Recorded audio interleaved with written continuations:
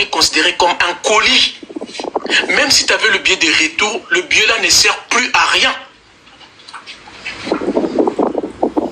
Je répète, quand on est en vie, quand on n'est plus en vie, même si tu avais un billet en or du retour de ton pays respectif, une fois tu perds la vie, même le billet là mort automatiquement. Tu n'es plus considéré comme un passager, tu es considéré maintenant comme un colis. Du moment où tu es considéré comme un colis, c'est la procédure qui se suit maintenant. Il faut que le corps soit identifié par les autorités de ton pays, c'est-à-dire le consulat ou l'ambassade. Il faut aussi le cercueil soit... Comment s'appelle ce cercueil-là? Aidez-moi avec le mot, pardon. Il faut que le cercueil soit répandu dans des normes internationales. Ça, même si tu es le président de la République, on ne peut jamais rapatrier ton corps en moins de 12 heures. Impossible. Mais Sango nous a dit, c'est le billet de retour de Blanche ainsi que le billet de la famille. C'est ce billet qui les a permis de se rentrer rapidement à moins de 24 à Kinshasa. Je suis allé vérifier une chose. Sango nous a dit hier, c'est l'agence des voyages qui les a transmis ces billets. Cela prouve que Marcelo était bel et bien en Turquie ainsi qu'avec les enfants. C'est faux. Chers amis, retenez, on est près de 1500 ici sur ce live. Il n'y a que le compagnie d'aviation qui peut savoir qui a voyagé, qui n'a pas voyagé. Ce n'est pas l'agence de voyage. L'agence de voyage est là pour vendre que le billet. Que tu voyages, que tu ne voyages pas, ça ce n'est plus le problème de l'agence de voyage. C'est les compagnies d'aviation qui saura si tel passager a voyagé, tel passager n'a pas voyagé. Ça s'appelle le manifeste. C'est à travers ce manifeste qu'on peut identifier effectivement Madame Nadia Mama Congo avait voyagé telle date, à telle heure pour telle destination. Mais ça, Sango ne nous a pas dit cela. Sango nous a dit tout simplement, il a remercié l'agence de voyage de leur envoyer le document, le billet, qui signifie pour lui, sont de preuves que Blanche était bel et bien en Turquie avec les enfants, y compris avec Marcelo.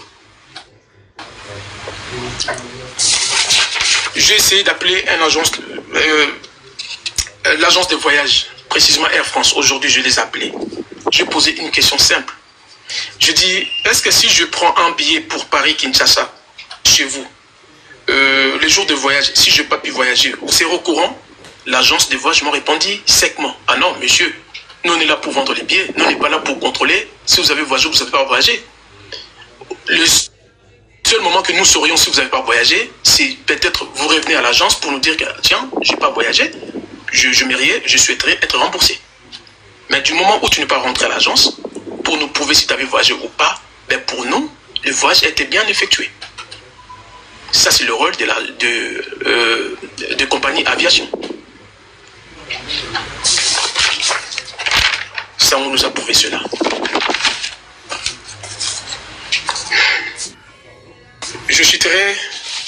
Je pense que je vais donner un peu de parole à Mama Congo. Je citerai à dire aussi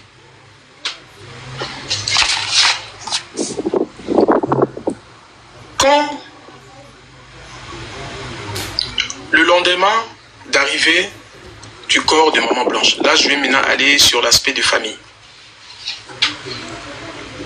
Marcelo avait prévenu la famille que votre soeur, votre fille a perdu la vie par téléphone. Il avait appelé Maman Georgette, la maman de Maman Blanche, pour l'annoncer la disparition de sa fille. Si j'ai une bonne mémoire, je pense même que c'était par message, message WhatsApp. Le lendemain, personne n'avait le droit de voir le corps de Blanche, à l'exception près de Sylvie, la grande sœur de la famille de Blanche. Elle était venue ici. Ces jours-là, je pense qu'il y avait aussi des mamans Congo avec nous, tous nous étions là. Cette dame nous avait dit ceci, je répète mot par mot. J'ai vu ma soeur na caisse. Et c'est là qui caisse moko neti basali yango na quartier. Ça ne ressemblait pas à un cercueil. Ça ressemblait à une caisse comme ça. Vraiment bon marché. C'est le propos. Malheureusement, j'ai perdu ce live. Je regardais ma soeur. Ma soeur transpirait encore, comme si elle venait à peine de dormir.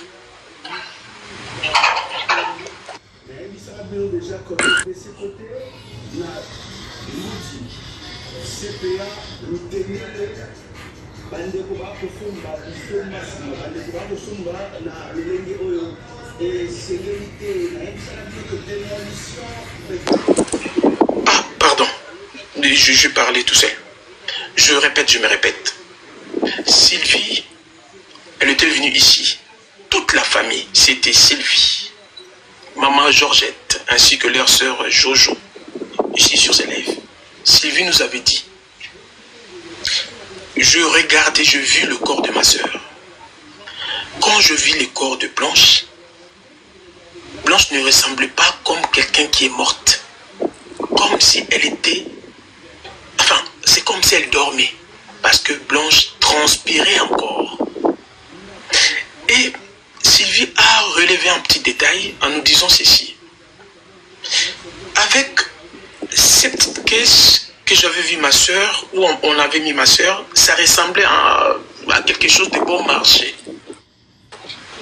C'est-à-dire, ça ne ressemblait pas vraiment à la sœur Kay. Merci Madame Thompson. Là, c'était des propos de la grande sœur de Blanche. Pour moi, là selon elle, pour moi, il y a quelque chose, qui ne tournait pas rond à la mort de ma sœur. Là, c'était la grande sœur qui avait dit ça, ici, sur ce live.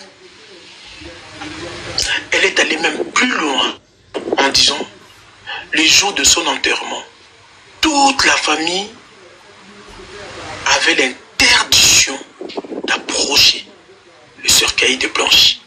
Jusqu'à ce qu'ils ont enterré notre sœur, personne n'a pu participer. Ici, sa sœur. Malheureusement, TikTok garde que le live 3 mois. Si ces lives-là étaient encore en cours, je l'aurais mis ici. Bon. Lorsqu'ils ont eu la possession de ce fameux certificat de décès de la famille, c'est là où le doute commença. La famille a dit non, il y a beaucoup de choses qui ne tiennent pas sur ces fameux certificats de décès. Non seulement Blanche, le certificat de décès a été établi par le nom de Kandolo au lieu du nom de Tunasi. Et aussi, la sœur de Blanche, Jojo, a vu, là où je vous ai évoqué, Blanche a été identifiée par un ami et non par son mari. Ils ont pris le numéro de ce monsieur qui s'appelle Selal Akiouz. Le numéro de... Même à l'époque, moi aussi j'ai appelé ce numéro. Jojo a appelé sur ce numéro. La personne a répondu en turc. Eux parlent français. Ils avaient du mal à se communiquer. Jojo a eu ses réflexions de l'appeler en visio. Il a appelé ces derniers en visio. Jojo a vu la personne sous ses yeux. La personne ressemblait à un clochard qui dormait dans la rue. La personne qui a pu reconnaître le corps de maman Blanche, c'était un clochard, un monsieur qui dormait dans la rue, un SDF, qui n'a ni l'adresse fixe, ni la famille, encore moins. Ce monsieur n'a jamais travaillé à l'hôpital, mais d'Istanbul. C'est là où cette affaire, maintenant, s'est éclatée au sein de cette famille. Et c'est par là, la famille cherchant les gens qui sont un peu influents dans ces réseaux sociaux pour que nous puissions enfin de parler de cela, dénoncer et forcer la bouche à Marcelo qui nous dise réellement la vraie vérité. Qu'est-ce qui est arrivé à Blanche? Cette famille, j'ai eu à parler avec cette famille durant des années, enfin pas des années, durant vraiment des jours, voire des mois. A toujours contesté ces certificats de décès.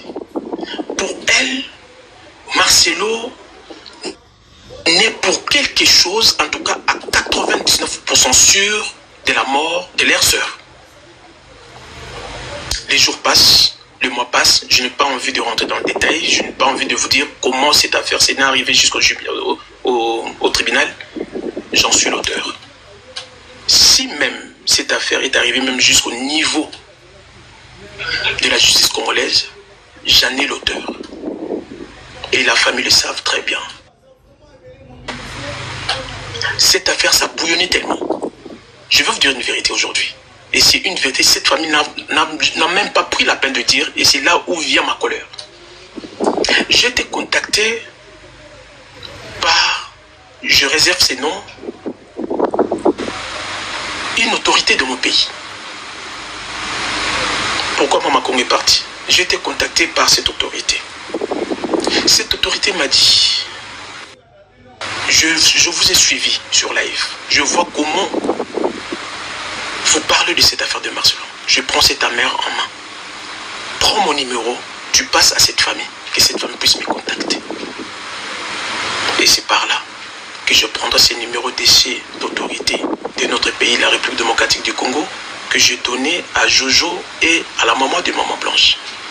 Et c'est là, si vous voyez aujourd'hui Marcelo, c'est même rendu une fois de sa vie dans la justice congolaise, parce que c'est moi qui ai fait tout cela. Bon, moi j'avais fait cela pourquoi? Pour que nous puissions décrocher la vraie vérité de la disparition de Blanche. Et non pour que la famille puisse toucher l'argent. Non, je pense que toute la communauté africaine, congolaise, avions mis le paquet.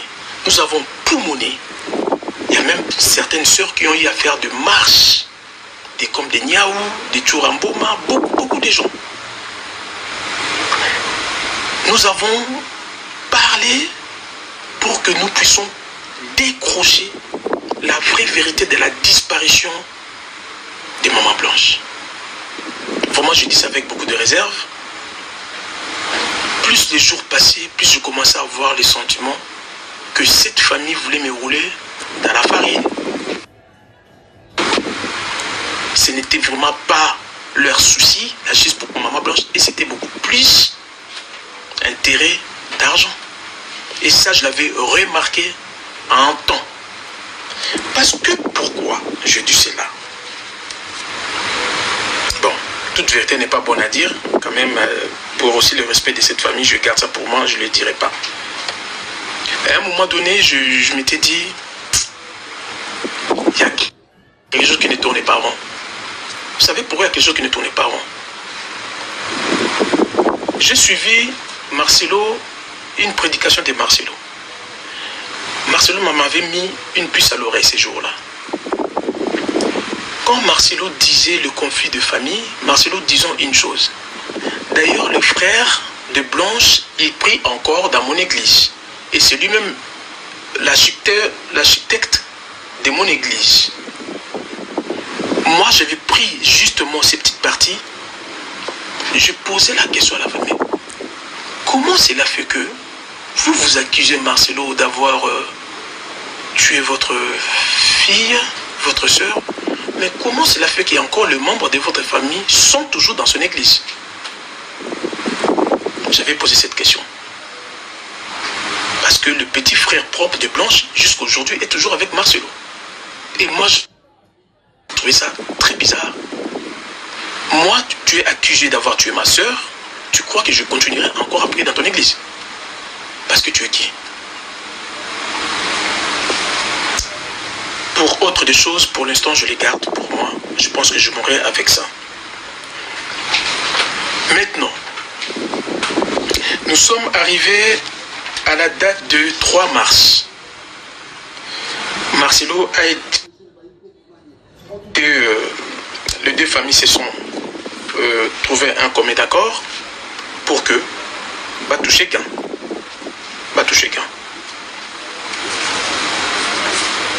Ça s'est passé au tribunal de Gombe. La famille a réclamé 80 000 euros à Marcelo, plus une parcelle. Aussitôt réclamé, aussitôt fait. Marcelo a donné 1 000 euros, je vous dis, avec une parcelle. Sur cette famille des Odia, famille Moussaou. Marcelo a donné tout cela. La vidéo est là, est dans le réseau. Pendant que Marcelo donnait cet argent, il y a un monsieur comme ça, je pense, et un monsieur même qui disait à travers cette vidéo, la famille est sacrée. Ils se sont serrés la main, ils se sont serrés la main. Quand j'avais vu cette scène, j'avais envie de vomir. Quand j'avais vu cette scène, après avoir toutes les forces que nous avons mis, toute l'énergie que nous avons donnée, toute la communauté africaine, pas que congolaise, africaine, j'avais envie de vomir quand je vis cette scène. Et surtout en disant cette phrase, la famille est sacrée.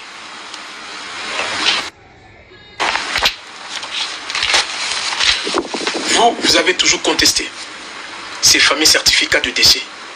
Mais comment vous avez gagné gain de cause avec le même certificat que vous avez accusé depuis la nuit des temps? C'était un faux certificat.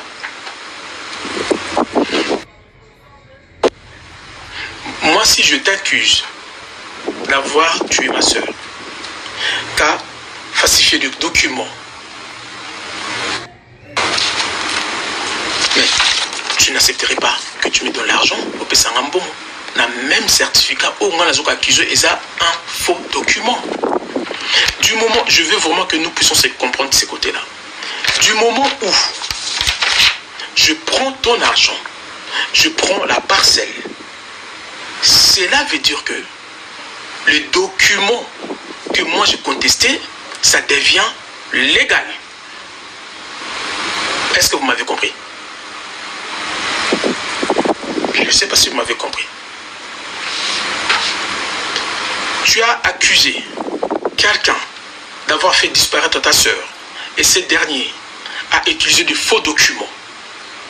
Toi, tu prends ce document, tu dis, ces documents, il est faux, c'est un faux document. Tu vas aller porter plainte auprès du tribunal parce qu'il y a quelque chose qui se cache derrière ces documents. C'est le même document avec la personne à qui tu accuses d'avoir fait disparaître ta soeur, mais c'est ce document qui t'a permis de toucher l'argent de la personne soi-disant que tu accuses de tuer ta soeur. C'est-à-dire que ces documents deviennent légal.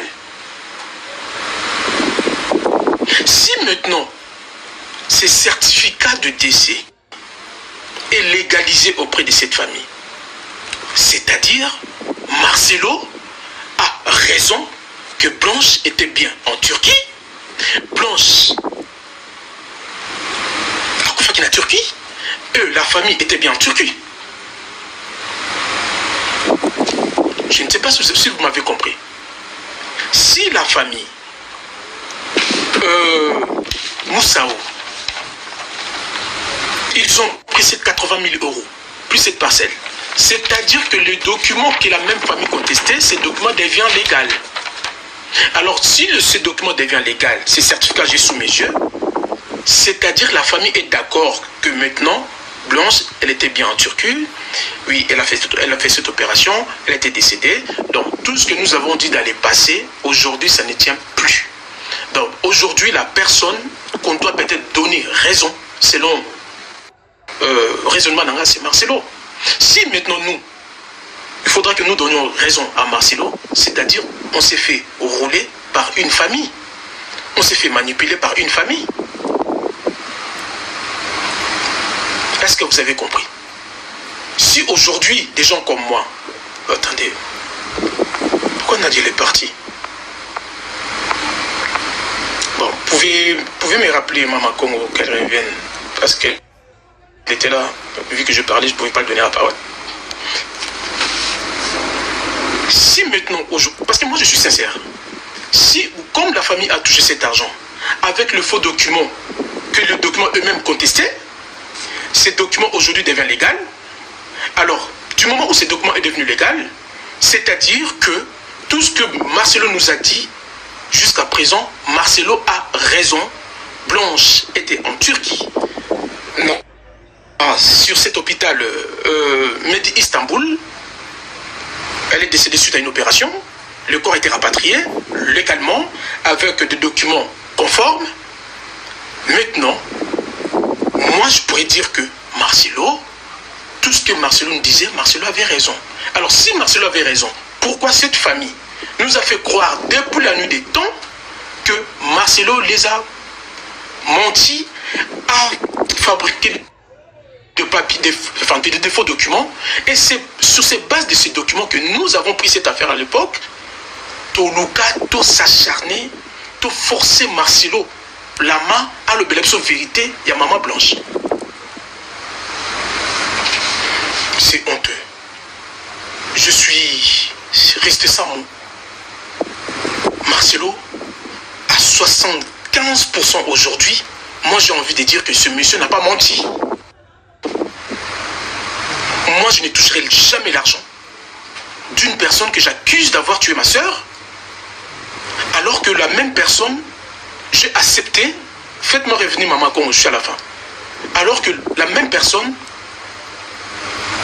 qu'on a tant accusé d'être assassin de notre enfant. Qui d'entre nous ici peut accepter la personne a fait disparaître sa soeur, son enfant, sa fille? Ah, elle est là, maman. D'avoir touché cet argent. Cher ami, je conclurai par dire ceci avant que je donne la parole à Maman Congo. Ma conclusion sur cette affaire aujourd'hui, c'est dans les annales dévolées. Comme la famille a touché cet argent, 80 000 € avec une parcelle, c'est-à-dire